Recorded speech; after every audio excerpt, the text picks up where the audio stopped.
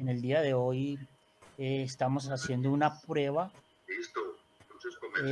La prueba consiste en hacerla por esta plataforma y vamos a un tema muy interesante que es las auroras boreales desde Islandia. El invitado de hoy es Elkin Ramiro Mesa Ochoa. Él hace parte de la Sociedad Julio Garavito para el Estudio de la Astronomía.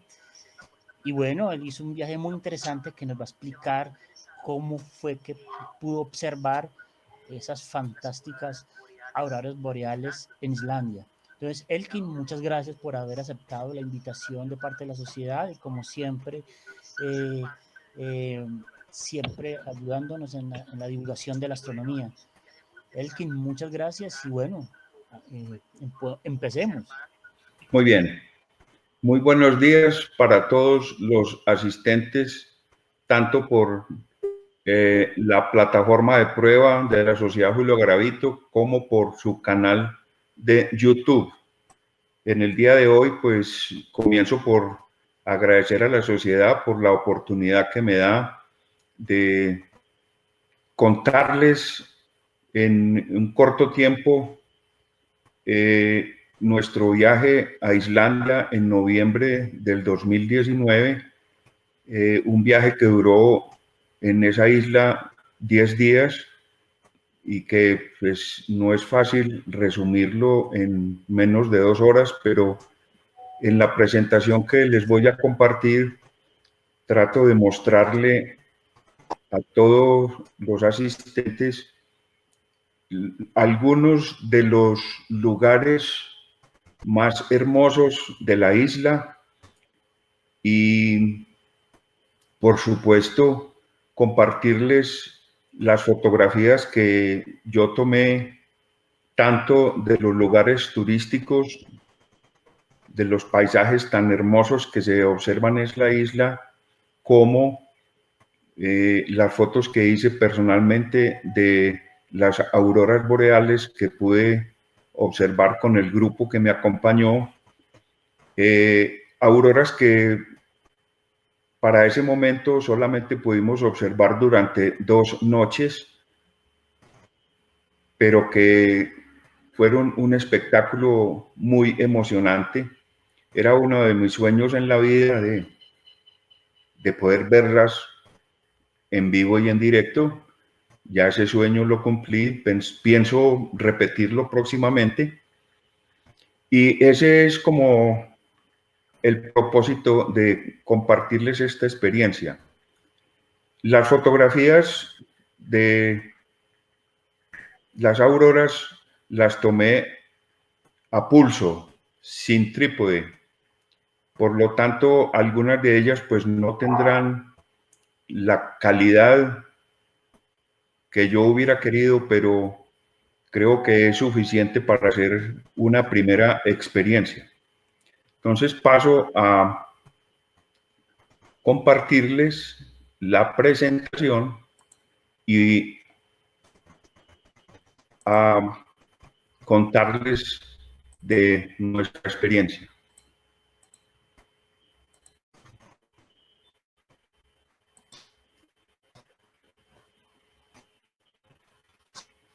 Como todos sabemos, pues nuestra sociedad hace parte de la Red de Astronomía de Colombia y por lo tanto comparte a nivel mundial los propósitos de la Unión Astronómica Internacional en cuanto a la divulgación de los temas de la astronomía y las ciencias del espacio.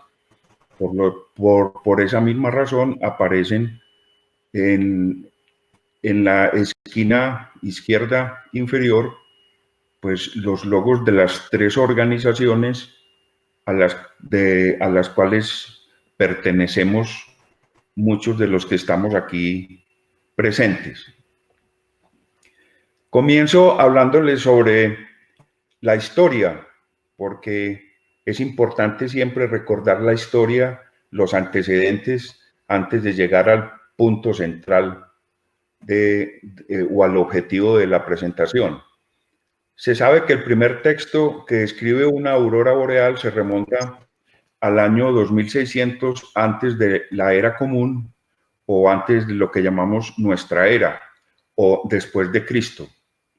Este escrito tiene un origen chino y describe cómo Fu Pao, la madre del imperio amarillo de Chuan Yuan, vio fuertes luces moviéndose alrededor de la estrella Su, que pertenece a la constelación denominada por los chinos Beidou, que es la misma Osa Mayor que conocemos nosotros, y esas fuertes luces iluminaban toda el área que corresponde a esa constelación. Galileo Galilei y Pierre Gassendi fueron testigos de una gran aurora en el siglo XVII y le otorgaron el nombre que hoy tiene este fenómeno, aurora boreal. El término aurora boreal, que también se conoce como amanecer del norte, hace homenaje a la diosa romana Aurora, que es la diosa de las mañanas, y a Bóreas, un nombre griego que significa viento fuerte. En el siglo XX a principios, cuando el científico noruego Christian Birkeland estudiaba el fenómeno, descubrió o postuló cuál era su causa. Dijo que las auroras eran las moléculas del gas de la atmósfera superior que, al ser excitadas por una corriente magnética, esas moléculas emitían luz, de ahí que se vieran en la forma que la vamos a ver más adelante. Hay unas tabletas en piedra de origen asirio que representan los reportes de auroras desde hace 2500 años. Fueron escritas, como sabemos, en el modo cuneiforme, y esas tabletas fueron encontradas entre los años 655 y 679 antes de nuestra era o antes de la era común. Antes de este descubrimiento, la referencia más antigua de una aurora se encuentra en una tableta babilónica conocida como el Diario Astronómico, y esa tableta data del año 567 antes de nuestra era. Una de las tantas definiciones de las auroras polares, que se denominan polares porque pueden aparecer tanto en el polo norte como en el polo sur, o cerca al polo norte o cerca al polo sur, es un fenómeno en forma de brillo o luminiscencia que se presenta en el cielo nocturno, generalmente en las zonas polares, aunque puede aparecer en otras zonas del mundo durante breves periodos. Se produce cuando una eyección de partículas solares cargadas choca con la magnetosfera de la Tierra.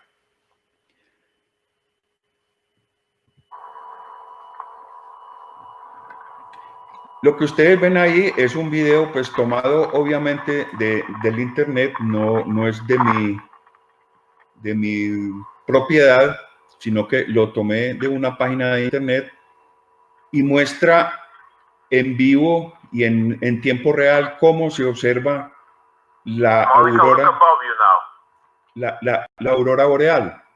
Estas auroras ocurren por encima de los 95 kilómetros de altura con respecto a la superficie terrestre, porque a esa altura la atmósfera no es suficientemente densa para que los choques con las partículas cargadas ocurran con tanta frecuencia que los átomos y moléculas estén prácticamente en reposo. Es decir, es como la zona más común donde ocurre este fenómeno. Por encima de los 500 o 1000 kilómetros de altura ya no es posible que ocurran, porque las colisiones o la estimulación de las pocas partículas atómicas que haya a ese nivel no alcanzan a producir el fenómeno luminoso. Ahora, los colores dependen del tipo de molécula que esté excitado. La mayor parte de las auroras o las más frecuentes son de color verde o amarillento, y eso es debido a que las moléculas que se están excitando son las moléculas de oxígeno. Cuando se produce la estimulación del nitrógeno, entonces el color ya se vuelve de tipo azul o se ven de color rojo o púrpura.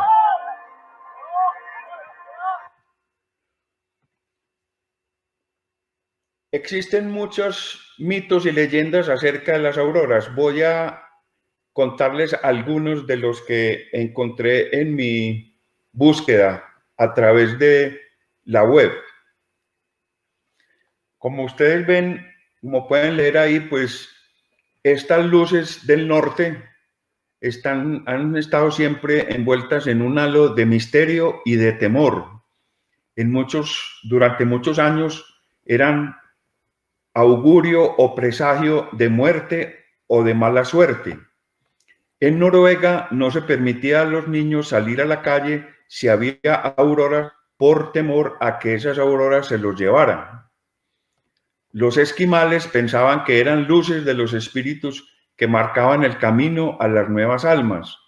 Incluso algunos relatan historias de almas que jugaban a la pelota con el cráneo de una morsa. En Groenlandia, los aborígenes pensaban que eran las almas de bebés asesinados o muertos al nacer. A las auroras se les llama Aluksukat, que significa nacimiento secreto. Algunos cuentos antiguos finlandeses hablan de un zorro ártico que encendía hogueras rozando su pelo contra la nieve.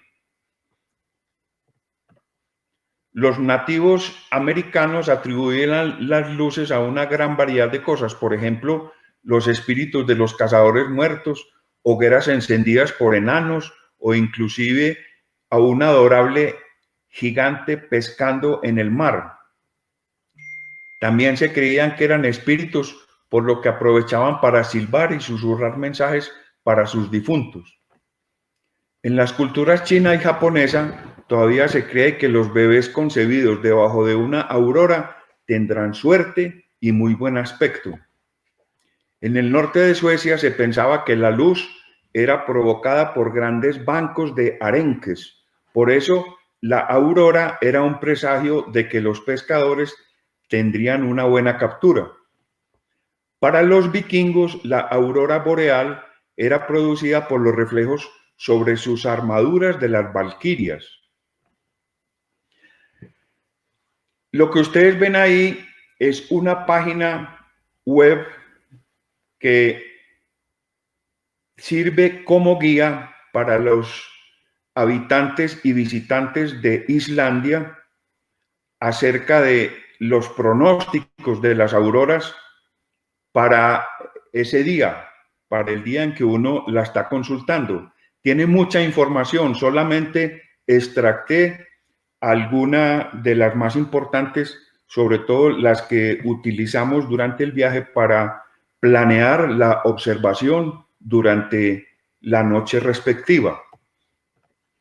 Estas son algunas de los pantallazos de esa página, y ustedes observan al lado izquierdo un mapa de Islandia para ese momento de noviembre, donde se observa no muy bien la isla, se observa más o menos las líneas que bordean la geografía de Islandia, y las zonas blancas son la nubosidad para ese momento. Y al lado derecho observan un dial sobre una franja de un semicírculo con varios colores y una numeración que va de 0 a 9. Este es el índice KP de pronóstico para ese día, de cómo va a estar ese índice en la noche respectiva. Ustedes ven ahí para el pronóstico para el 30 de noviembre del 2019 a las 3 de la tarde de tiempo universal. Esta es una imagen más grande de ese dial que le sirve a los observadores o los cazadores de las auroras de mirar en qué tipo de índice tiene para esa noche y poder saber si van a haber muchas auroras, el tipo de auroras o si va a haber muy pocas. Ese índice KP describe la perturbación del campo magnético terrestre causada por el viento solar. A mayor intensidad del viento solar, mayores turbulencias en la atmósfera terrestre. Eso quiere decir que deben conjugarse unas condiciones de observación muy buenas con un cielo, pues ojalá con muy pocas nubes, y debe sumarse a eso que haya una actividad solar aumentada. Para el momento en que nosotros tuvimos la actividad solar no estaba muy aumentada, estaba como en una disminución del ciclo número 24.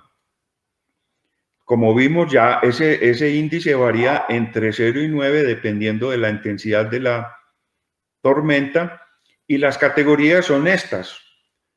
El 0 es la quietud y habla de que se podrá observar una aurora ovalada, sobre todo en el norte de Islandia. Fijémonos o recordemos que esta página es específicamente para Islandia, aunque puede extrapolarse quizás a Noruega, Suecia, que son los sitios como más cercanos a la isla.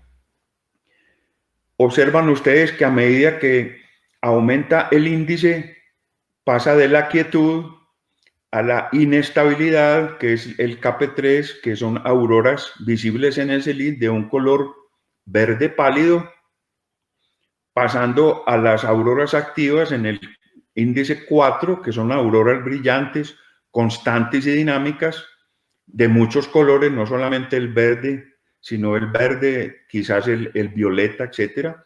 El 5, que es la tormenta menor, que son las auroras brillantes, constantes de color púrpura, hasta llegar al índice máximo, que es el índice 9, que son las tormentas intensas, que son las auroras visibles a los 40 grados de latitud norte, rojas y en forma de corona producidas por eyecciones de la masa coronal. Durante los días que nosotros estuvimos en la isla, logramos observar auroras entre los KP3 y KP4, más en el índice 3, debido a que la actividad solar pues, venía finalizando el ciclo solar número 24. Sabemos que va a comenzar el ciclo solar número 25. Al final de la presentación les mostraré alguna gráfica sobre los pronósticos para ese índice, para ese ciclo.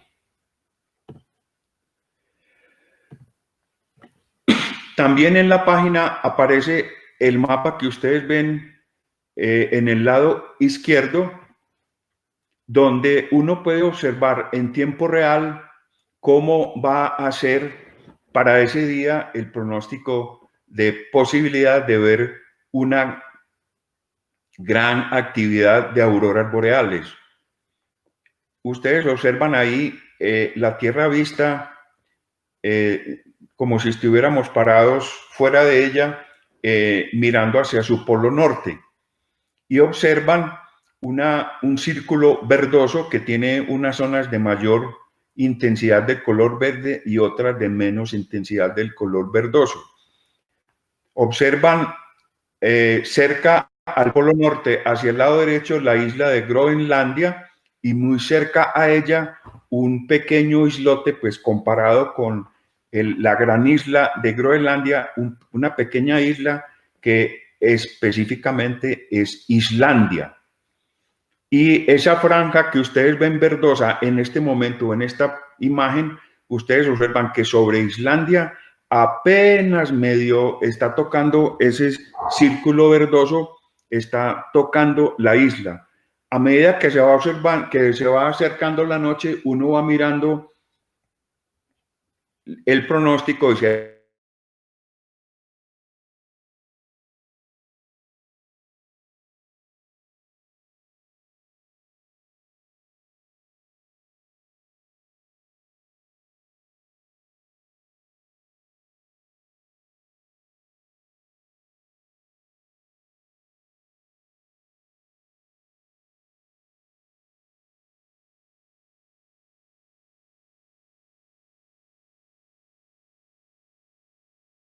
Elkin, desconectaste el micrófono.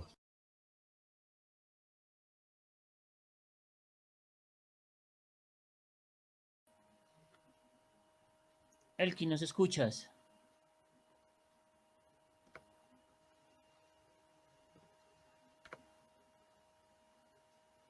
Elkin, desconectaste el micrófono. Elkin como que salió, ¿o qué? No, ¿ya me oyen? Sí. Sí, ahora sí. No sé en qué momento se fue porque yo no hice ninguna acción, pero digamos. ¿Listo? Listo. Ok. Estaba explicando esta imagen. No sé si alcanzaron a escucharme o ya o no. Por favor, me indican si... Sí, habías dicho que aquí se veía poca que el efecto estaba sobre Islandia, era todavía muy poca hasta que entrara más la noche. Hasta ahí me escucharon. Sí. Muy bien. En esa página web, cuando uno mira el pronóstico para las siguientes horas, entonces uno se va a dar cuenta si esa zona de color verdoso más intenso se posa o se coloca sobre la isla de Islandia. Entonces ya uno, como ahí le muestra la hora en la cual va a estar esa mayor actividad sobre la isla, es el momento para uno salir a hacer la observación. Nuestro viaje a la isla, creo que hay una persona con el micrófono abierto, le pedimos el favor de que por favor lo silencie. Muchas gracias. Este mapa nos muestra la ruta que seguimos durante los 10 días que estuvimos en Islandia y precisamente quiero mostrarles, pues como un abrebocas para los que quieran hacer el viaje, algunos de los sitios que visitamos. Este fue nuestro itinerario durante los 8 días que estuvimos en la excursión propiamente dicha, porque pues en total estuvimos 10 días, pero la excursión estuvo distribuida en estos 8 días. Como ustedes ven, pues se visitaron muchos lugares. Yo solamente voy a mostrarles algunos. Ven en la zona inferior izquierda una imagen con un recuadro rojo. Ese fue el primer sitio que visitamos, que se llama la Laguna Azul. La Laguna Azul es una extensión, una gran extensión de aguas termales. Y se llama azul porque su color es precisamente azul. Son aguas termales azufradas. Uno puede ingresar pagando una cantidad de euros y puede quedarse durante 6 horas, pues disfrutando del baño de las aguas termales, disfrutando la colocación de una mascarilla facial para hacer tratamiento de la piel. Obviamente puede comprar el producto para seguirlo utilizando posteriormente. Este es el emplazamiento de la Laguna Azul. Lo que ven en gris son las zonas de edificación donde están el restaurante, los sitios para cambiarse la ropa, los servicios sanitarios, las duchas, etc. Y lo que ven en un gris más claro es la zona donde se puede disfrutar del baño. Es una zona bien extensa. Esta es una fotografía tomada a través de un vidrio porque todavía no había ingresado al agua. y ustedes observan pues el color azuloso del agua que refleja el cielo. Eran entre las 9 y las 10 de la mañana y ustedes observan la posición del sol a esa hora. Recordemos que estamos en una latitud norte, Islandia queda en el círculo polar ártico, en la zona de la Tierra que llamamos el círculo polar ártico. Más adelante vemos las coordenadas precisas. Una vez salimos de allá, al día siguiente pues comenzamos el periplo en un vehículo. Estas son algunas de las fotografías que tomé sobre los paisajes. Pues ustedes intuyen ya o ya sabían que pues Islandia en inglés es Iceland, que es la tierra del hielo.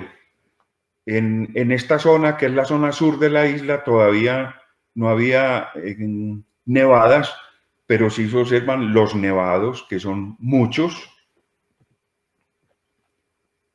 Esto es uno de los muchos lagos que se observan en la isla.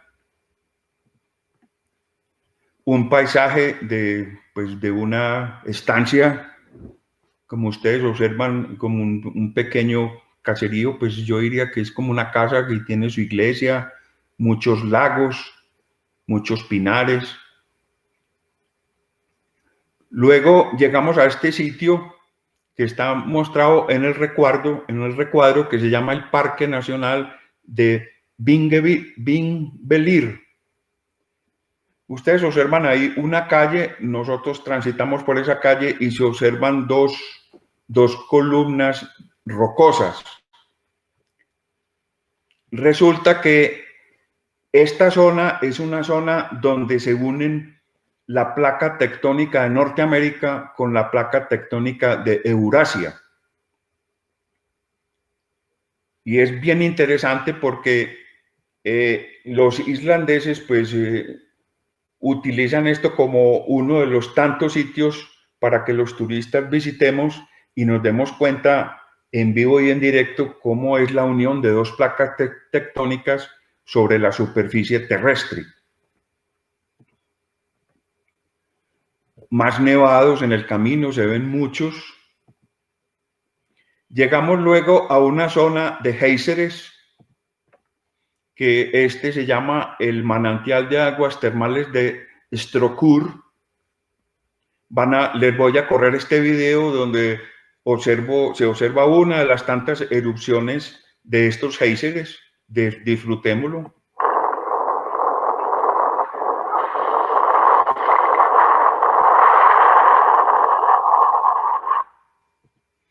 Fue muy corto ese pues que yo filmé, pero hay unos que son mucho más prolongados y no solamente eso, sino que el agua sube a grandes alturas, dependiendo de la presión que haya en ese momento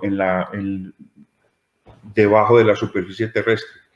Esto es para mostrarles que como ya estábamos en el mes de noviembre, pues ya se acercaba el gran invierno, entonces los ganaderos de esa isla, que son muchos, entonces hacen lo que llamaríamos aquí unos galpones donde guardan el ganado, y ustedes observan en la parte externa unas bolsas blanquecinas. Ese es el heno que han recortado para las reses, que lo tienen almacenado ahí afuera y lo envuelven en un material plástico para protegerlo del sol y de la nieve que prontamente caerá en la zona. Esto se ve repetidamente sobre el paisaje de Islandia.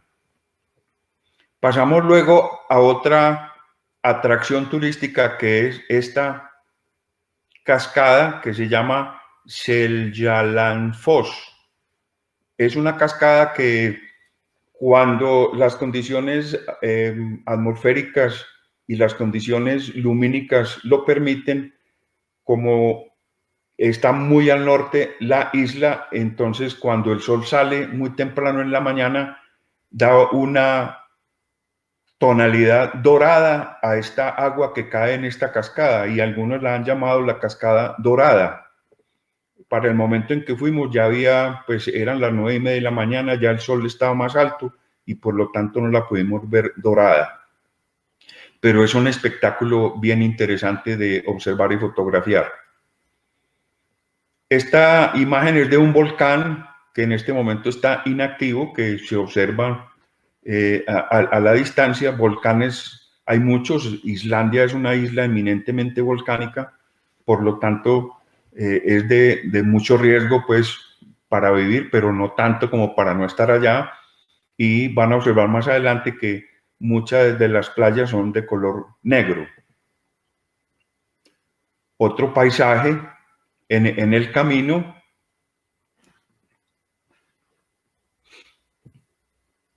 Muchas cascadas ya estaban comenzando por la época del año a congelarse esos corrientes de agua.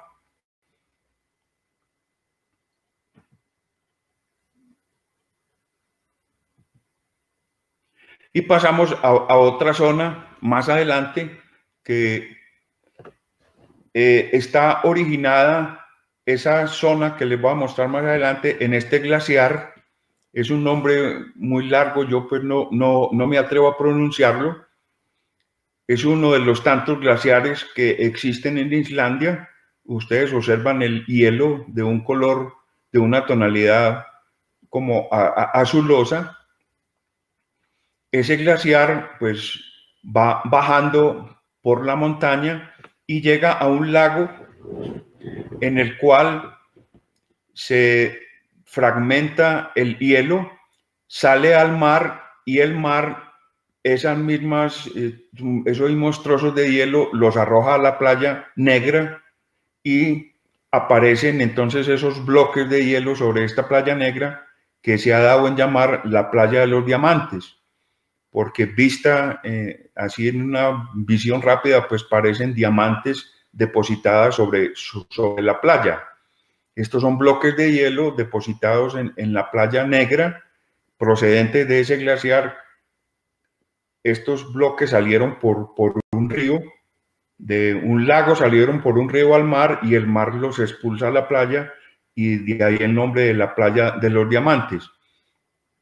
Esta es la laguna que les describía y la salida al mar de los bloques de hielo que luego son depositados en la playa de los diamantes. Esta es una fotografía del lago, al fondo vemos el glaciar y aquí los icebergs de diferentes colores. Luego llegamos a la localidad de Hof y nos tocó la primera nevada. Como ustedes ven ahí, son las 8:45 de la mañana, hora local, y todavía no ha salido el sol. A medida que avanza el mes de noviembre, el sol sale cada vez más tarde en la mañana y se oculta más rápido en la tarde. Para el periodo de tiempo que estuvimos, el sol salía más o menos a las 9, entre 9 y 9:30 de la mañana y se ocultaba más o menos a las 5 de la tarde, hora local. O sea que las noches son más largas y por lo tanto la posibilidad de observar las auroras es mucho mayor. Por eso se recomienda desde la empresa de turismo oficial de la isla, que más adelante les muestro la página, que los viajes para observar las auroras boreales deben hacerse entre noviembre y marzo, que es cuando las noches son más largas. Esta es una fotografía pues curiosa para nosotros, pero común en Islandia, y son los bultos con sal que se encuentran en la vía y que esos bultos son evacuados y colocados sobre las carreteras para que los vehículos puedan transitar sin, pues disminuyendo en buena cantidad el riesgo de deslizarse y salirse de la vía. Algunas de las viviendas que se observan en el camino, como ustedes ven, cubiertas con bloques de grama para precisamente mantener el calor en su interior. Una curiosidad, una fotografía de una de las llantas del vehículo en que viajamos, donde se observan unos puntos metálicos incrustados en la zona donde la llanta toca la superficie. precisamente para aumentar el agarre durante el tránsito de esos vehículos en las carreteras asfaltadas. Esta es la carretera principal o la vía principal de Islandia. Es una vía que se llama la número 1 y que le da toda la vuelta a la isla. Es asfaltada, es perfecta, se mantiene limpia, como ustedes bien, tiene su mantenimiento, tiene pues obviamente la sal regada sobre ella y los vehículos pues se encargan de también limpiarla. Seguimos adelante y llegamos a una zona donde hay gran cantidad de géiseres. Es de anotar que la energía en Islandia es termoeléctrica. Por lo tanto, los islandeses utilizan los beneficios que la naturaleza les entregó para poder tener su energía eléctrica. Llegamos a un sitio curioso que en Islandia pues, se conoce como el sitio donde vive Santa Claus o el Papá Noel. Es una zona pues que pues uno la mira y no le ve gracia, pero ahí es donde vive Santa Claus. Es muy bonita, es un área más o menos grande que uno la puede transitar, está llena de rocas, hay cuevas y es una zona bastante bonita. Seguimos adelante y llegamos a otra cascada. Como les decía al principio, hay muchas cascadas. Esta cascada se llama Godafoss y ustedes verán enseguida pues un video animado de esa cascada.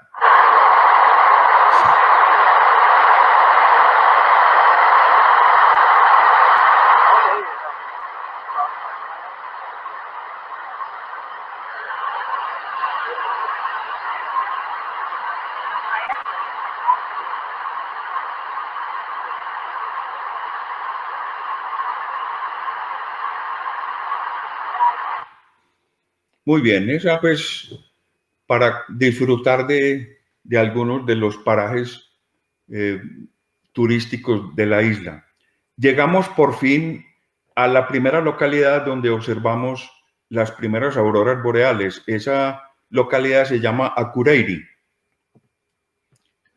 De aquí para adelante pues aparecen las fotografías que les mencioné al principio, que tomé con una cámara Nikon D5000 a pulso, sin trípode. Estas fotos fueron tomadas en Akureyri el 6 de noviembre a las 10 de la noche, hora local. En la parte inferior derecha observan las coordenadas de ese lugar. Miren que estamos a 65 grados de latitud norte, es decir, ya estamos en el círculo polar ártico. La cámara, como les decía, una D5000, utilicé un ISO 3200, un foco de 3,5, 1.65 segundos de exposición y son fotos tomadas en el modo RAW. Observan arriba en la parte superior la Osa Mayor y en la parte media de la foto observan como una tonalidad verdosa. Ese era pues el inicio de esa aurora para esa hora. Otra fotografía donde se observa también la Osa Mayor y una mayor intensidad del fenómeno de la aurora. Otra foto bien hermosa, la Osa Mayor en toda su extensión y la aurora con su tonalidad verdosa.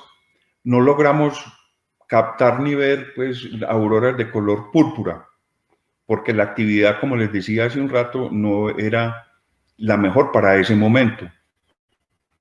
Aquí comenzó mucho mayor actividad. Ustedes observan una raya luminosa de color azul, pues obviamente es, como las fotos fueron tomadas a pulso, pues las líneas nos muestran las estrellas como trazas sobre el fondo oscuro. Esa raya azul más brillante corresponde a la estrella Vega de la constelación de la Lira. A medida que pasa la transparencia se dan cuenta ustedes que cambia la forma de la aurora. Yo no tomé videos, sino simplemente fotos. Como va cambiando la forma de la aurora, aquí me quedó movida la foto, pero no solamente porque era a pulso, sino por la emoción de observar el fenómeno. Y ustedes observan ahí la forma de cortina que tiene ese fenómeno de la aurora boreal. Esta es una foto tomada en el cenit, donde observan la constelación de Casiopeia y la cortina que forma la aurora en ese momento. Le parece a uno por momentos ver el color violeta, pero no me atrevería a decir que lo veo con mucha claridad. La Osa Mayor, esas cortinas de la aurora. Otra foto.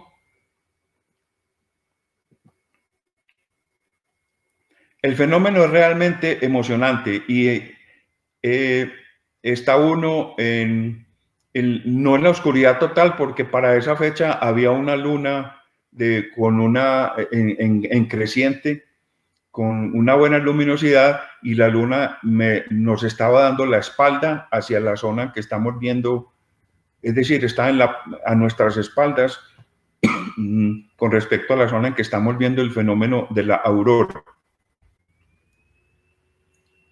Pues imágenes hay muchas, solamente seleccioné algunas. Esta imagen fue tomada cuando llegamos al hotel, es decir, en la zona urbana. Ustedes observan a la izquierda, en la parte de abajo, una de las lámparas que están en el parqueadero del hotel, y se observa claramente la constelación de la Osa Mayor y el fenómeno de la aurora, pues presente a través de esa constelación. Otra fotografía también tomada desde el hotel. Ustedes ven que la nubosidad para esa noche no era mucha, entonces fue una noche precisa para observar el fenómeno. Estas fotos que siguen fueron compartidas por una compañera de viaje que vive en los Estados Unidos y tomó la foto con un iPhone 11 Pro Max montado sobre un trípode. Obviamente la calidad es mucho mejor y ustedes se dan cuenta de que con un simple teléfono celular, con una cámara de buena resolución, se pueden tomar fotografías del cielo espectaculares. Yo diría que igualan o mejoran las fotografías tomadas con una cámara de aficionado.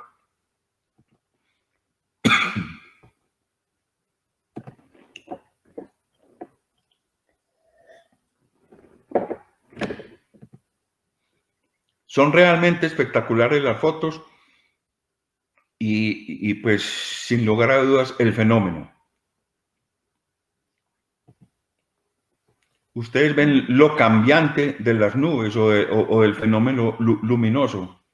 Eso es cambiante, uno no se cansa de mirar y mirar y de tomar fotografías. Muy bien, amanece en Akureyri, son las 10:30 de la mañana, ya ha salido el sol. Este es un paisaje tomado desde la habitación del hotel y seguimos nuestro camino. Este es un paisaje muy común que se ve en Islandia. Hay muchas iglesias, las iglesias son protestantes. 12:15 del día, miren la altura del sol para esa hora. Esto es uno de los tantos lagos que hay en Islandia. Seguimos el camino y cerca a Akureyri, es decir, más precisamente al norte de Akureyri, hay una localidad que se llama Hauganex y ahí observamos ballenas. Estas ballenas no son las ballenas jorobadas, sino que son orcas. Se hace un tour adicional que uno puede tomar desde que hace las reservas en Colombia.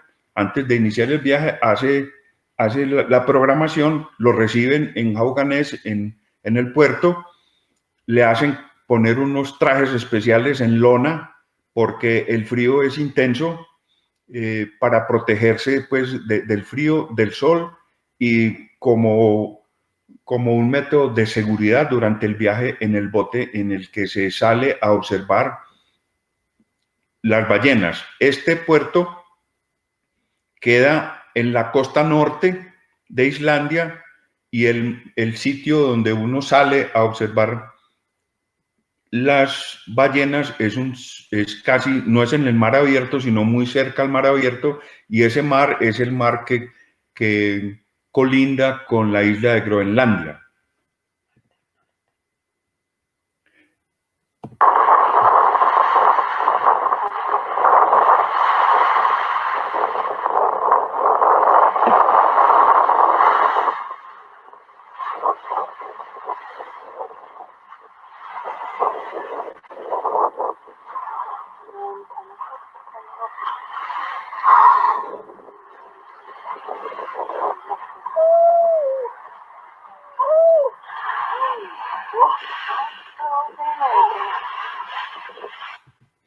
No solamente se observó esta ballena, que era la más cercana al bote en que íbamos, por donde uno mirara en 360 grados se observaban los chorros de gas que expulsaban las ballenas. Entonces el bote se dirigía a la zona donde hubiera mayor cantidad de orcas o que estuvieran más cerca al lugar en donde estábamos al momento de descubrirlas. Seguimos el camino, como ustedes observan, ya hay nevadas intensas y llegamos a una zona donde se observan estas formaciones geológicas producto de las erupciones volcánicas.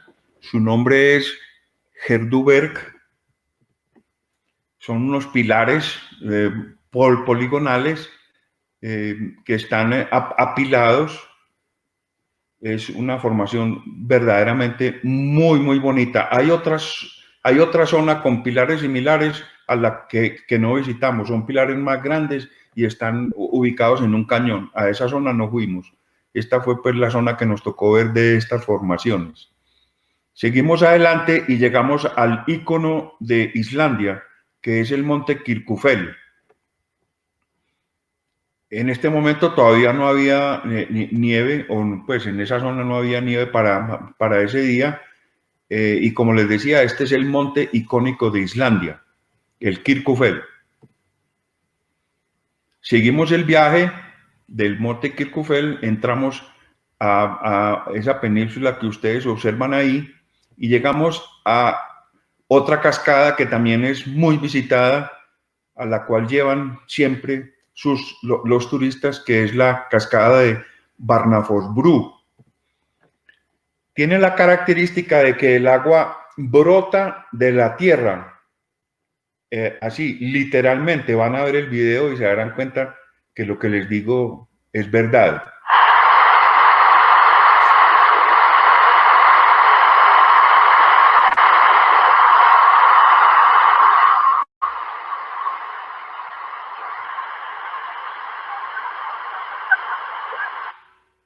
Realmente el agua brota de la tierra y es una zona, es un área más amplia. Solamente les mostré este video pues para ver ese fenómeno tan especial. Seguimos adelante y llegamos a Reykjavik y dio la casualidad de que ese día pues estaban unas lluvias tenues y se formó este bello arco iris.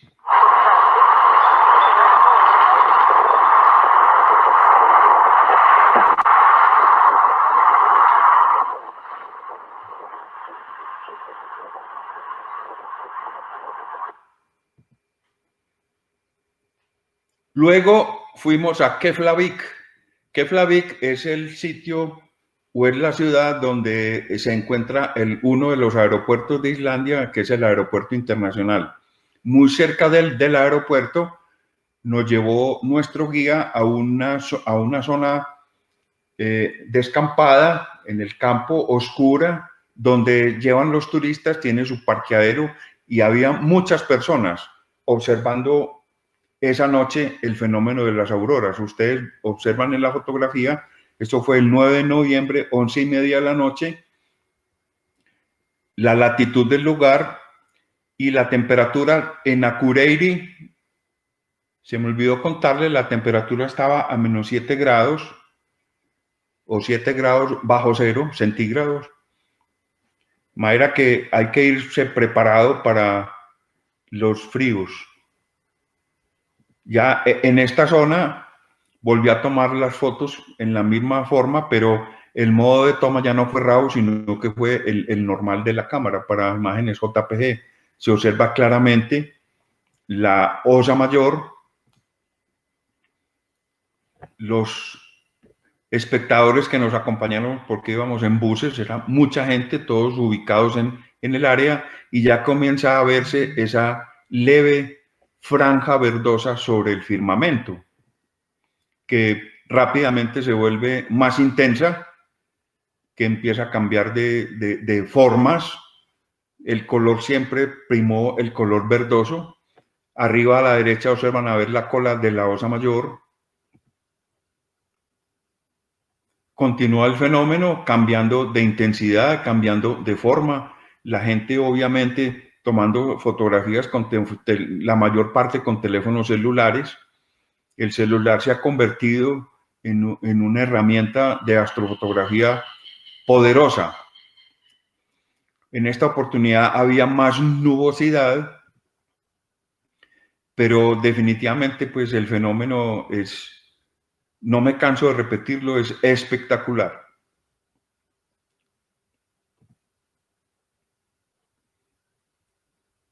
De manera que es una experiencia para los observadores del cielo, una experiencia que si se vive en vivo y en directo es inolvidable, y es recomendable que la vivamos todos los que somos aficionados a mirar el cielo.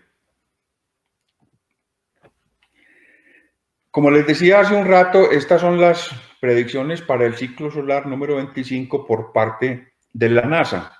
Vemos en el lado derecho de la imagen cómo ha sido el comportamiento de la actividad solar en los últimos años, y ya está ahí el pronóstico para el ciclo solar número 25, que debe comenzar prontamente. Este es el pronóstico. Este ciclo solar durará entonces hasta el año 2030. Recordemos que los ciclos solares son de 11 años. Y la actividad será máxima más o menos en el año 2025. O sea que si uno quisiera tener una época ideal para viajar a Islandia y observar las auroras boreales, sería en el año 2025, entre noviembre y marzo. 2025-2026. Quise traer esta imagen porque nos muestra la actividad solar desde el año 1200 hasta el año 3200. Sabemos que nuestro Sol es una estrella variable y ahí se observa pues claramente su variabilidad a través de 2000 años. Y estamos ubicados en ese óvalo oscuro que estamos viendo ahí, año 2000-2020. Entonces, es importante tener en cuenta entonces que para observar una gran actividad de auroras boreales debemos buscar un sitio donde sea posible observarlas, idealmente círculo polar ártico, que incluye entonces Noruega, Islandia, Groenlandia, el norte de Canadá, Alaska, el norte de la taiga rusa. Pero uno de los sitios que se recomiendan para observarla, pues obviamente es Islandia, y la otra zona donde viaja mucho la gente, pues es Noruega, y otra zona muy específica es Alaska, donde se ofrecen inclusive cruceros para observar este fenómeno. Esta es la página de Guide to Iceland, donde uno puede hacer las reservaciones para los viajes a esa isla para observar tanto en verano como en la zona o en la época de invierno. Pues en verano los paisajes hermosos, es una isla con mucha actividad rural, de siembra, de ganadería. Entonces se pueden hacer las reservas a través de esta página. Ustedes observan ahí los viajes. Este viaje incluye un viaje de 10 días y se ofrece el viaje. Esto es actual, esto es de ayer, una oferta desde $1,056, 10 días. Esto es el básico, sin contar los tiquetes internacionales. Y dentro de esta página uno puede escoger las actividades que quiere hacer día a día, si quiere actividades extras o simplemente quiere vivir las actividades que ofrece esta compañía, que es una compañía oficial de la isla. Esta última fotografía es de nuestra querida amiga Luz María Ospina Duque, que es una gran profesora de fotografía, es fotógrafa profesional, y viajó unas 2 semanas después de que nosotros estuvimos. Le tocó mucha mayor actividad de las auroras, pues obviamente tiene una cámara mejor, llevó su trípode, y ustedes alcanzan a observar las diferentes tonalidades de las auroras. Se ven pues entonces amarillosas, se ven verdosas y se ven violetas. Y pues vale realmente la pena hacer el esfuerzo para los que puedan de hacer el viaje, disfrutar no solamente de la gastronomía, de los paisajes, de la geología, inclusive de las aves y obviamente pues del fenómeno astronómico.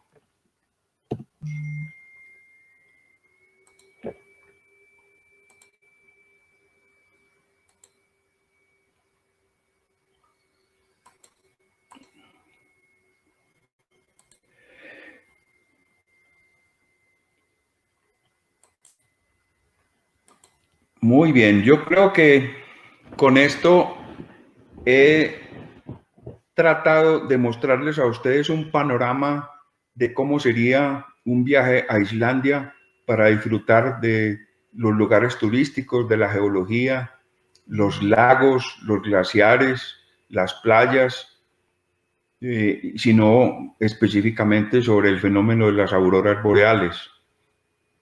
Le doy la palabra entonces a Campo Elías para dar fin a esta reunión, si existen preguntas. Adelante, Campo Elías. Elkin, felicitaciones por la presentación, maravillosas imágenes y queda uno enamorado de ir a hacer el viaje. De todas maneras, son imágenes que son fantásticas y bueno, no sé, invitamos a las personas que están aquí presentes en el Jitsi y los que están en el canal de la sociedad si tienen alguna pregunta.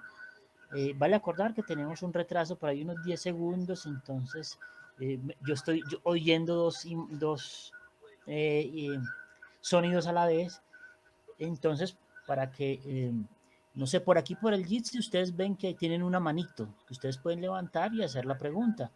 Sí, hola, buenos días a todos. Buenos días. Buenos días. Campo Elías, señor Elkin, con John Tamayo de aquí Medellín. Sí, bien.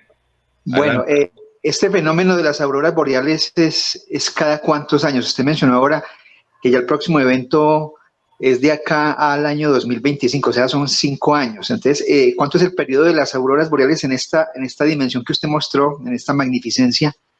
De verdad que es algo hermoso, que nunca había detallado esa parte. Entonces, ¿cada cuánto se da en ese periodo para poder disfrutar esa ida, por supuesto, a Islandia? A ver, el fenómeno de las auroras es constante, pues específicamente en los círculos polares, es constante. Lo que yo mencioné son las épocas ideales para observar mayor actividad. Si uno quiere tener la mayor actividad, debe buscar primero el lugar para observarlas y segundo, que el sol tenga su máxima actividad, porque tendrá la seguridad de que tendrá un fenómeno de alta intensidad. Pero en cualquier año puede viajarse a esta zona y se pueden observar el fenómeno en mayor o menor intensidad, porque eso también es muy variable.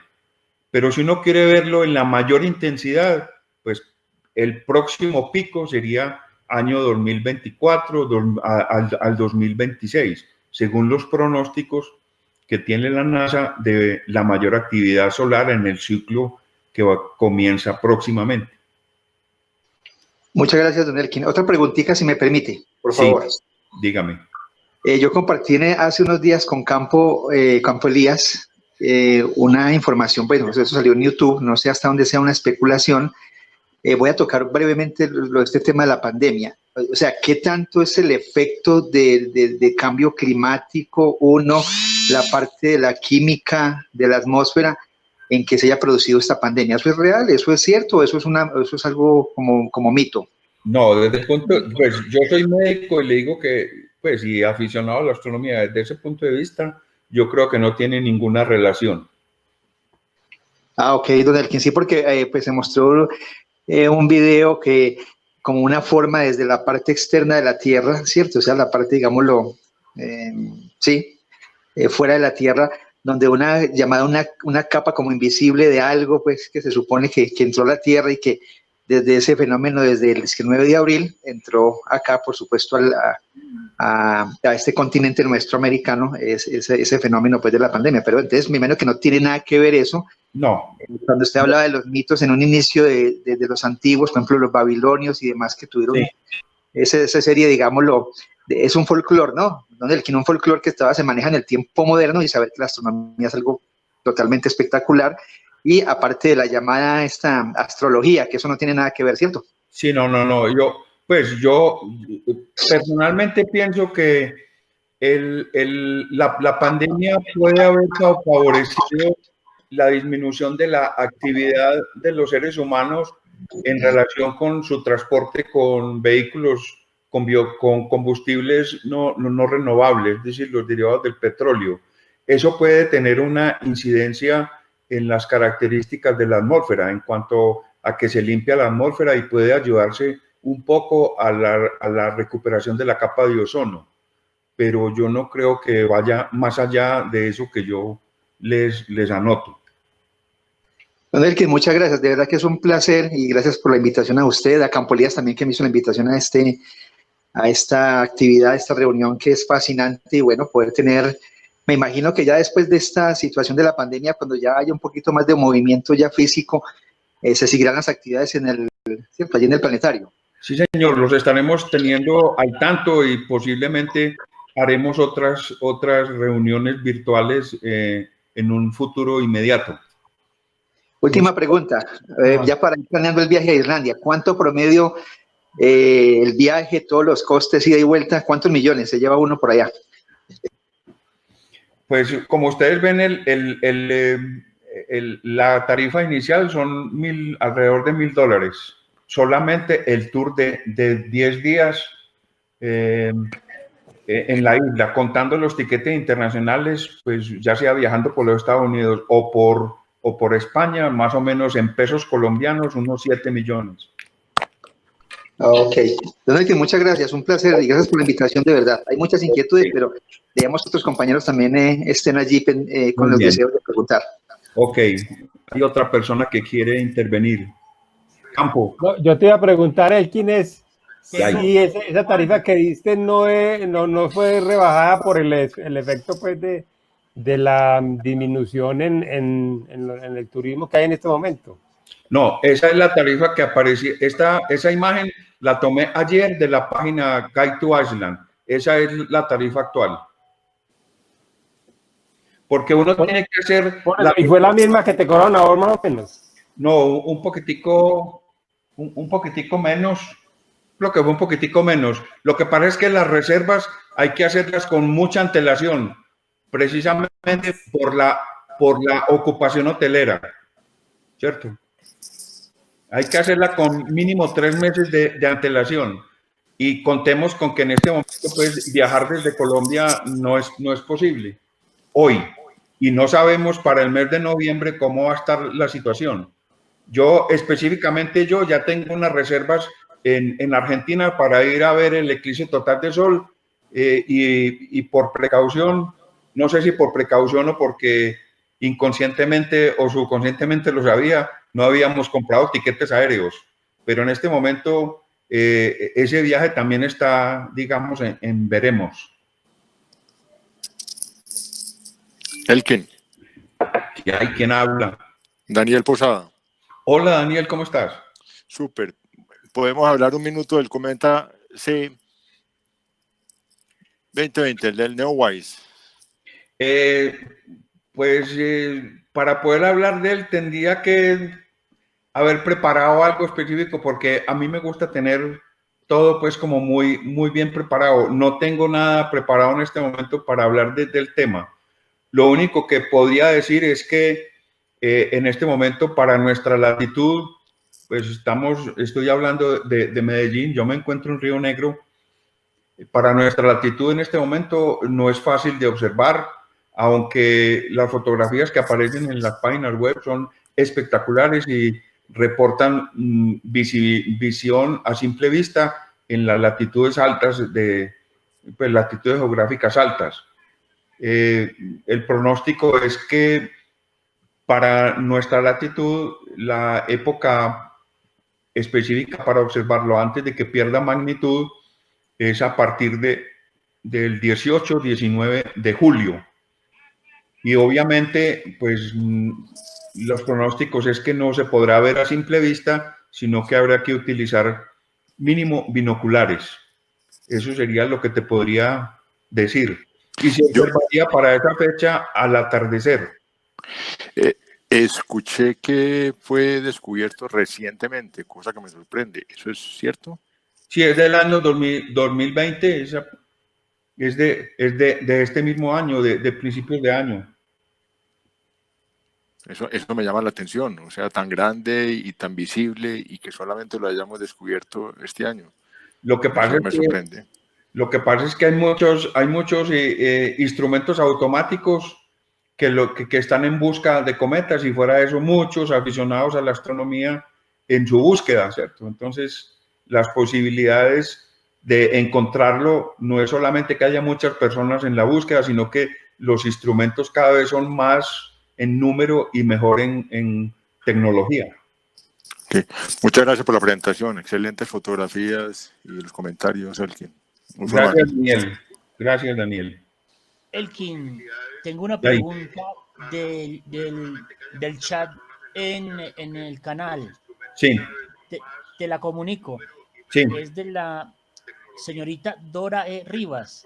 Sí. Ella pregunta, ¿las auroras siempre se ven en el horizonte? ¿No se ven encima de uno? Las auroras se pueden ver en todo el firmamento, en el lugar donde uno esté ubicado. La opción es que uno generalmente la indicación que le dan a uno las personas que lo guían, y eso es muy lógico, es mirar hacia el norte. Por eso en las fotografías ustedes ven que aparece siempre la Osa Mayor.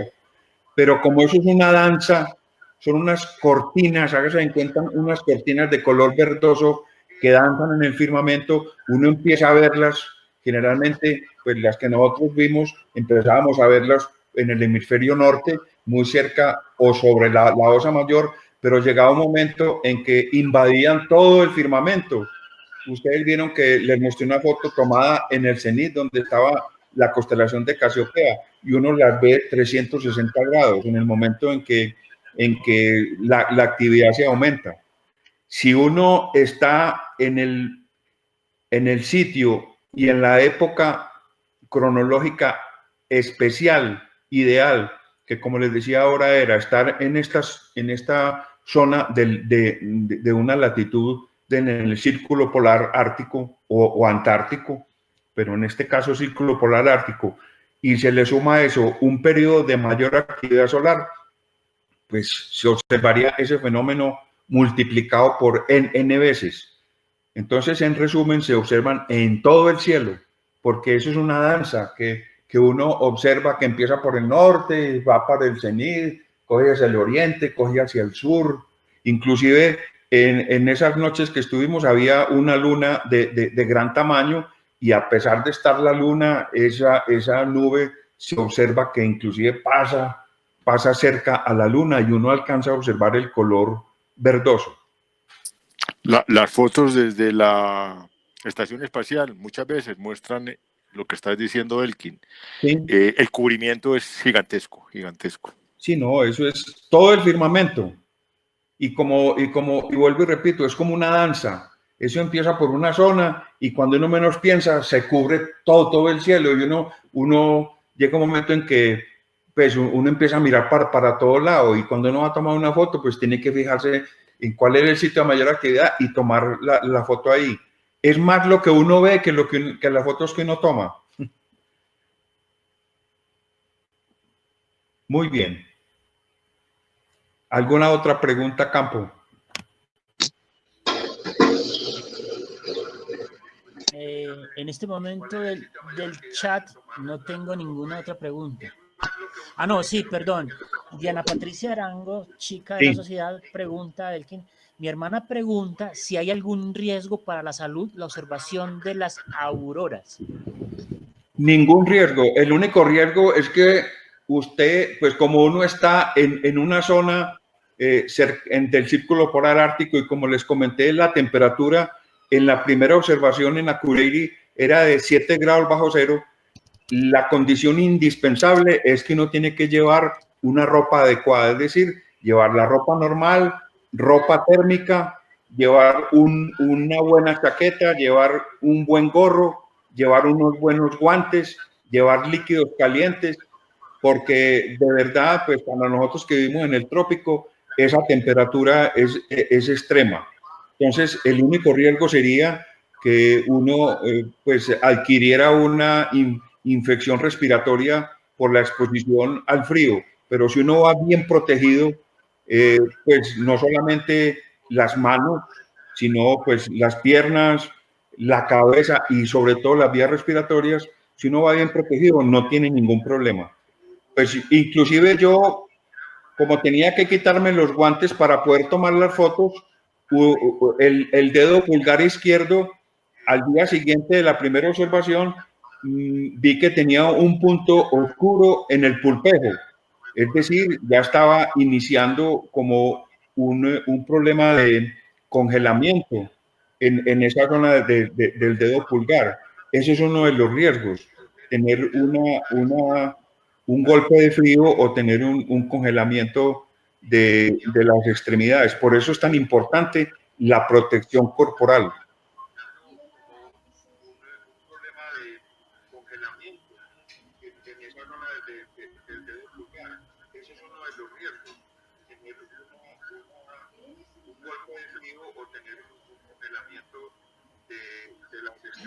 Por eso es tan importante la protección corporal. Muy bien. ¿Alguna otra pregunta? Elkin. Sí. Nuevamente con Freddy. Aparte de Islandia, ¿qué otros lugares del planeta son adecuados para ver las auroras boreales? Los sitios más visitados son Noruega, Alaska y la zona norte de Canadá. Son como los sitios más preferidos por pues no solamente por los observadores, sino por las empresas de turismo para llevar a las personas interesadas en observar el fenómeno. Esos son como los 3 sitios pues, que yo he visto que son más socorridos para mirar el fenómeno. ¿Y para ver las australes sería Ushuaia o qué? Abajo, exactamente, círculo polar. Latitudes por encima de 60 grados, ya sea norte o sur. Elkin, ¿por qué en nuestra zona tropical no se observan las auroras boreales? No se observan, pero es como si ustedes buscan, y muchos de los socios de la Jacarabito lo saben, en el siglo pasado, siglo XX, a principios hubo un fenómeno de auroras boreales y hay un reporte en la literatura vistas desde Montería. Tendría que ser que se sumara unas condiciones atmosféricas en el lugar de observación y una gran actividad solar, es decir, un pico de actividad solar muy grande. Pero si uno observa el comportamiento de los ciclos solares en las últimas décadas, se da uno cuenta de que la actividad solar cada vez que hay un pico, ese pico es menor que el anterior. Y se cree que el ciclo 25, el punto máximo va a ser menor que el punto máximo del ciclo 24. De manera que tendrían que juntarse o tendría que estar la feliz coincidencia de una actividad solar supremamente grande para que se observe desde latitudes más bajas, es decir, llegar hasta la zona del trópico. Habría más posibilidades mientras más al norte estemos, por ejemplo, en la Florida o en la zona de Nueva York, ¿cierto? En actividades menores. Pero como les digo, existe ese reporte de auroras boreales observadas desde Montería a principios del siglo pasado, creo que por allá por la década de los 20. Inclusive quedó registrado en el himno de Colombia. Ajá, sí señor, toda la razón. Hola, Elkin, buenos días. ¿Aló? Jonathan. Hola, buenos días, Elkin. ¿Cómo estás? Cuéntame. Muy bien, usted. Una preguntita, don Elkin. Sí. La velocidad del movimiento que tienen las auroras es como uno las ve en la televisión o ellas se mueven lentamente como nubes. Perdón. El fenómeno es rápido, es rápido. Lo que pasa es que como es tan constante, entonces uno no pierde la visión del fenómeno, pero hágase de cuenta que uno tiene una cortina en el firmamento de color verde, una cortina verde, y que uno la está moviendo con un ventilador. Más o menos ese es como el símil. Eso es rápido, es rápido, es rápido. Como si esa cortina fuera, digamos, de un material muy poco pesado. Y uno cogiera esa cortina y le pusiera un ventilador o algo que le dé pues un chorro de aire. Eso es supremamente rápido. Y no solamente lo rápido como se mueve esa virtual cortina, sino el cambio de la forma de las imágenes. Cambia desde tenue hasta muy densa y en las épocas más ideales, pues no solamente la velocidad en que se mueve la cortina y la velocidad con que cambian las formas, sino la velocidad con la que cambian los colores, pues del verde al amarillo, al rojo, al violeta, al naranja. Es decir, por eso digo, si uno la quiere ver en toda su magnificencia, debería buscar la época de mayor actividad solar, el sitio ideal para observar no solamente la velocidad con la que se mueve la cortina, sino la velocidad en que cambian las formas y en la velocidad en que cambia la intensidad de un momento a otro, porque aumentan, disminuyen, etc.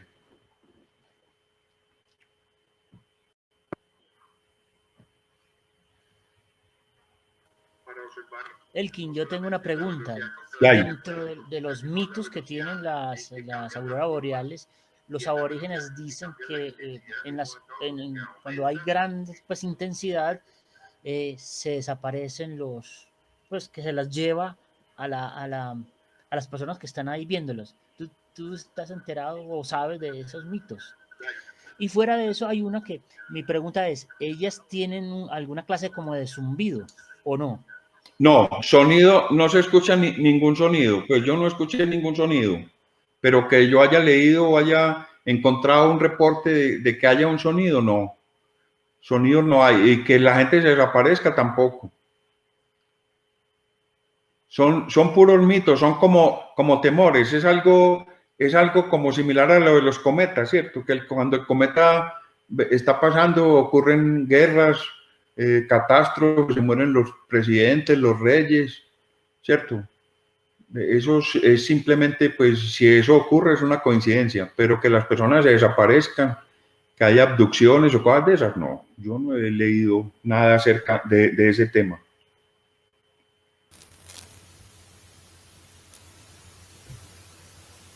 Jonathan, Giovanni, ¿qué pasa? Buenos días. Escucho mucha interferencia. Sí, aló, buenos días, ¿me escucha ahí? Listo, ahí sí. Sí, buenos días, don Elkin, habla con Giovanni, ¿qué más? Muy bien, gracias, cuéntame. Para felicitarlo, don Elkin, como Muchas siempre, gracias. conferencias de alto nivel y de muy buena calidad. Muchas gracias. nos sacó usted el día de hoy a pasear por Islandia gratis. Muchas gracias. Con gusto. Me gustaron mucho las fotografías de muy buena calidad y estas que usted comenta que fueron a pulso, súper geniales porque hay que estar muy bien, con los pies muy firmes en la tierra para que le salgan tan buenas estas fotografías. Y no solamente eso, sino que no le tiemblen a uno las manos por el frío. Claro, es que esa es la otra cosa, porque el clima también es un poco complejo allá en esa zona. Te cuento antes de que sigas que yo coloqué la cámara sobre el pecho, sí, acá sobre el pecho, y detenía la respiración mientras tomaba la foto. Sí, claro, excelente. Es un esfuerzo, pero valió la pena. Sí, las fotos geniales, la del monte Kirkufell, los icebergs, las cascadas. Hay una foto de donde tomó ahí en Reykjavik un arcoíris que casi que le da completo en la cámara. Esa cámara, ¿usted se acuerda de qué ángulo tiene? Porque casi le da todo el arcoíris en la cámara. No, es una cámara Nikon D5000 y lo tengo con un lente 15-300. Sí. Entonces le puse el gran angular de 15 milímetros. Sí. Y ustedes se dan cuenta de que tengo que hacer como un paneo para poder... Claro, para verlo enterito, sí. Todo le decía que casi le da enterito todo el cuadro de la imagen, casi le da completito. Casi. Para terminar, don Elkin, haciendo como un viaje teórico al espacio en un globo a 20 kilómetros, ¿sería fácil o se lograría ver algo de las auroras desde acá, desde Medellín, elevando un globo aproximadamente a 20 kilómetros? ¿O sería muy complejo? ¿Hay que escoger una buena fecha? ¿Qué podría pasar? Yo no, pues mis conocimientos pues, de eso no son muchos, pero yo creo que desde aquí en nuestra latitud no creo que sea posible. Sí. Pues, o si se ve, se vería mínimo, pues es que ustedes se han dado cuenta cómo son las tomas de la estación espacial. Obviamente ya está a muchos más kilómetros de altura, pero sí. A esos 20 kilómetros yo no creo que se logre tomar alguna cosa. Pues creo que no. Habría que hacer la experiencia. Hay que hacer el ensayo, sí. Tú que has experimentado más con eso, pues tendrías que ir hacia el norte y mirar, pero tenía que ser pues una noche donde no haya luna, es decir, con muchas condiciones, pues condiciones que se pueden lograr. Planificar una buena fecha, sí, hacer el experimento. Entonces eso queda pues como por realizarlo. Don Elkin, muchas gracias. Felicitaciones de todo corazón y a todos los que están en la sala también felicitaciones y gracias por acompañarnos. Ahí les dejo la palabra para que otra persona haga más preguntas. Muchas gracias. Muy bien, muchas gracias, Giovanni. Campo. Felicitaciones de todo corazón y a todos los que están en la sala también felicitaciones y gracias por acompañarnos. Ahí les dejo la palabra para que otra persona haga más preguntas. Muchas gracias. Muy bien, muchas gracias, Giovanni. Elkin, no, pues dándote las gracias por magnífica presentación. Aquí por el chat la gente con el amigo Carlos Posada, que te da las gracias por tan maravillosa exposición, las gracias a la sociedad y a cada una de las personas pues que estuvieron presentes en el chat y en la transmisión por YouTube. Muchas gracias por acompañarnos. Y bueno, parece ser que nos fue muy bien en esta primera prueba. Que la idea es seguirlas haciendo.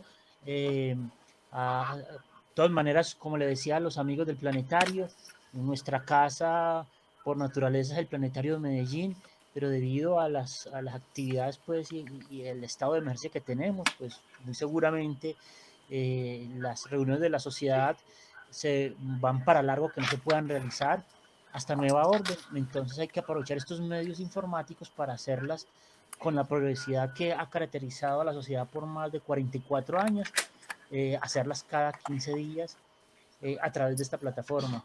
Bueno, parece que el ensayo nos fue muy bien y bueno, no sé qué opinan aquí los que nos acompañan en el Jitsi, que ojalá si tienen preguntas, pues aprovechemos y las hagamos.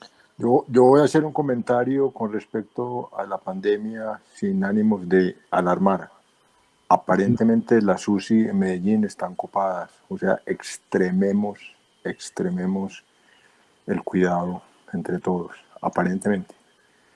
O sea, y bueno, la presentación poderosa. Gracias, Daniel. Es una buena recomendación para el autocuidado, que es lo que queda. Nosotros como seres humanos, lo único que podemos hacer contra este virus es cuidarnos. Y los cuidados son supremamente fáciles y baratos. Uso de la mascarilla, distanciamiento social y lavado de manos frecuente. No hay mejores formas de defendernos de este virus que adoptando estas tres conductas que no valen mucho dinero, porque una mascarilla no vale tan mucho como que para que decir que nadie la puede, o que haya personas que no la puedan adquirir, pero es una cuestión de cultura y de convencimiento personal. Uso de mascarilla, distanciamiento social, que quiere decir a más de 2 metros, y no ubicarnos en sitios donde haya mucha aglomeración, o si tenemos que ir a un sitio de mucha aglomeración, entrar y salir rápidamente. Y tercero, lavado de manos frecuente con agua y jabón, con ninguna otra cosa. Es supremamente barato. Es una recomendación para todos, y como médico se los digo, una vez un paciente llegue a una unidad de cuidado intensivo, la probabilidad de muerte es alta, y es más alta a medida que pasa la edad. Yo, por ejemplo, que tengo más de 70 años, estoy confinado, salgo muy poco, no salgo y no a lo estrictamente necesario, y eso es lo que tenemos que hacer todos. Ojalá que la conciencia sea general, y así lograremos pasar este evento que la naturaleza nos ha puesto al frente. Y es más alta a medida que pasa la edad. Yo, por ejemplo, que tengo más de 70 años, estoy confinado, salgo muy poco, no salgo y no a lo estrictamente necesario, y eso es lo que tenemos que hacer todos. Ojalá que la conciencia sea general, y así lograremos pasar este evento que la naturaleza nos ha puesto al frente.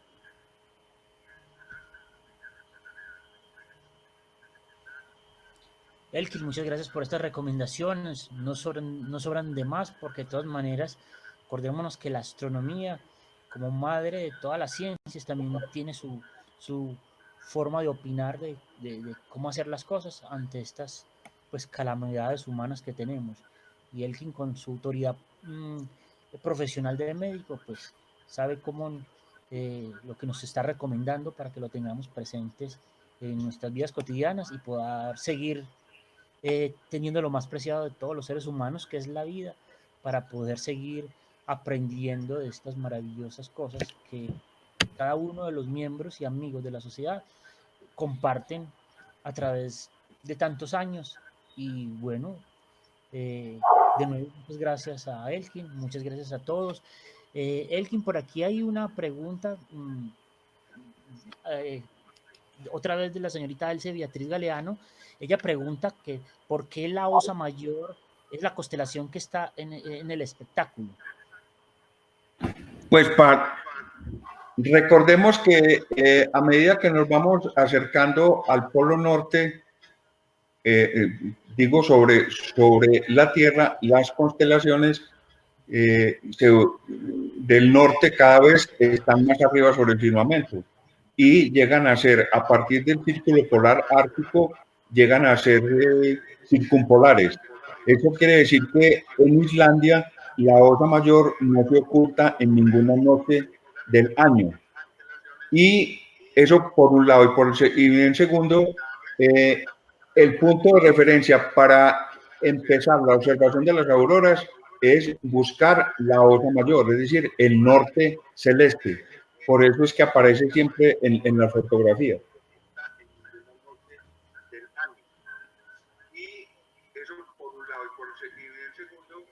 En ese momento, el polo estaba más arriba que la Osa Mayor.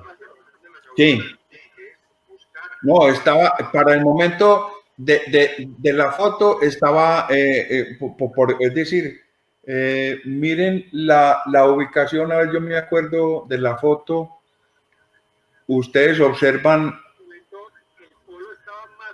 la foto, sí, estaba mucho más arriba, claro, porque es que Miren que la latitud es 65. 65. A esa altura debía estar el polo. El polo norte celeste, es decir, la estrella polar estaba a 65 grados de altura sobre el horizonte. Sí. Y la osa mayor es polar. Que la osa mayor fue al contrario de lo que normalmente uno la ve acá. Claro, pues por la hora y por la época del año. Sobre todo por la hora. Recordemos que la osa menor tiene dos estrellas que son las que llaman los guardianes, que es un reloj celeste. Elkin, aquí hay otra pregunta del chat del canal. Sí. Del señor Camilo Alberto Fernández. Sí, Camilo. Camilo dice, la carga energética que poseen las auroras siempre son la misma. La carga energética es proporcional a la intensidad de la estimulación de las moléculas del oxígeno, el nitrógeno, es decir, de las moléculas que conforman la